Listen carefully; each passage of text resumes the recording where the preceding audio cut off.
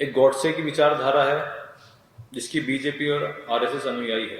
RSS और Bharatiya Janata party की नजर में सब लोग एक बराबर नहीं है, एक समान नहीं है, कोई अच्छा है कोई बुरा है। देश में रिजर्वेशन को खत्म करने की भारतीय जनता पार्टी कोशिशें कर रही है। इस समय देश एक आम चुनाव से गुजर रहा है। पूरे देश में लोकसभा के चुनाव चल रहे हैं। कहीं वोटिंग हो चुकी है, कहीं वोटिंग होनी बाकी है। तो ऐसे समय में आज देश में दो विचारधारा हैं। एक गांधी की विचारधारा है जिसकी कांग्रेस पार्टी अनुयायी है। एक गॉडसे की विचारधारा है जिसकी बीजेपी और आरएसएस अनुयायी है। आज आप देखिए पूरे देश में भारतीय जनता पार्टी के लोग, प्रधानमंत्री जी अपनी हर सभा में राजनीतिक मंचों से ये कहते हैं कि भारतीय जनता पार्टी इस बार 400 सीटें जीतने जा रही है। उन्होंने एक 400 सीटों का नैरेटिव पूरे देश में चलाया हुआ है। तो मैं आपको बताना चाहता हूं, उनका पहली बात तो कोई 400 सीटें जीतने नहीं जा रहे, वो सिर्फ उनका एक झूठा जुमला है। जैसा उन्होंने एक झूठा जुमला पहले दिया था कि सबके खाते में 15 लाख रुपए आएंगे, देश में काला धन वापस आएगा, महंगाई कम होगी, तो उसी तरह से एक झूठा नैरेटिव है।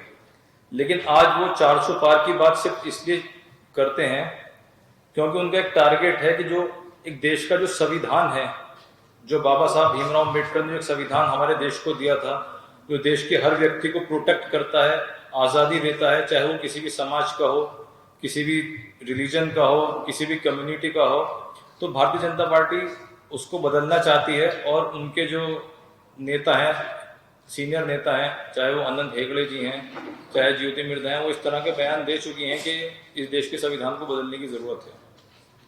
इससे पहले भी समय समय पर इस तरह की कोशिशें बीजेपी की तरफ से, आरएसएस की तरफ से की जा चुकी हैं कि देश के संविधान को बदला जाए। जब देश के प्रधानमंत्री अटल बिहारी वाजपेयी जी थे, बीजेपी के अध्यक्ष मुरली मनोहर जोशी थे, उन्होंने उस समय ये बात कही थी कि देश के ढांचे को बदलने के लिए, जुडिशियल सिस्टम को बदलने के लिए, इकोनॉमिक रिफॉर्म लाने के लिए, एडमिनिस्ट्रेशन को बदलने के लिए हमें हमारे देश के कॉन्स्टिट्यूशन को बदलना होगा। उस टाइम उन्होंने जस्टिस तलैया की अगुवाई में एक कॉन्स्टिट्यूशन रिवाइव कमीशन बनाया था और उसकी सिफारिशें देश के राष्ट्रपति के.आर. नारायण साहब को भेजी थी कि देश के संविधान को बदला जाए।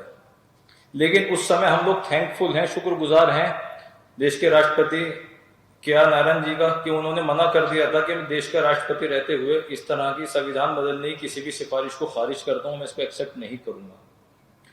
तो तब से भारतीय जनता पार्टी के, आरएसएस के लोग, जो वरिष्ठ नेता हैं, हमेशा इस तरह की बात करते हैं क्योंकि देश का जो संविधान है वो हमें 5 चीजें देता है। सबसे पहले वो हमें राइट टू इक्वालिटी देता है। संविधान की नजर से, कांग्रेस की नजर से देश के सारे नागरिक बराबर हैं, चाहे वो किसी भी समाज के हों, किसी भी जाति के हों, किसी भी वर्ग के हों, चाहे गरीब हों, अमीर हों, पढ़े लिखे हों, कुछ भी हों। लेकिन आरएसएस और भारतीय जनता पार्टी की नजर में सब लोग एक बराबर नहीं है, एक समान नहीं है, कोई अच्छा है कोई बुरा है। बीजेपी के नेताओं ने, आरएसएस के नेताओं ने बहुत सारी अपनी किताबें ऐसी लिखी, लेकिन उन्होंने कहीं पर भी अपनी किताबों में राइट ऑफ इक्वालिटी का जिक्र नहीं किया। दूसरी चीज, हमारा जो संविधान है वो हमको राइट ऑफ फ्रीडम देता है, एक्सप्रेशन का फ्रीडम देता है। कहीं भी इस बात का जिक्र नहीं है कि जब से सरकार बनी है कि सबको बोलने की आजादी हो। आपको जैसे सबको पता है, आप लोग सीनियर पत्रकार हैं, कि देश का माहौल कैसा बनाया गया है पिछले 10 सालों में। कोई भी आवाज उठाने की कोशिश करता है तो उसकी आवाज को दबाया जाता है, सरकारी मुकदमे लगाए जाते हैं, ईडी लगाई जाती है, एजेंसीज का दुरुपयोग होता है और वोट का अधिकार दिया गया, जो आरएसएस के किसी भी नेता की किताब में नहीं लिखा कि हम इसके पक्षधर हैं। लेकिन हमारे राइट्स को जो प्रोटेक्ट करता है, वोट का अधिकार प्रोटेक्ट करता है। जिस तरह से देश में समय समय पर चुनाव के ऊपर सवालिया निशान लगते हैं, ईवीएम के ऊपर, तो वो भी एक चिंता की बात है। एक चौथी चीज है राइट टू प्रोटेस्ट।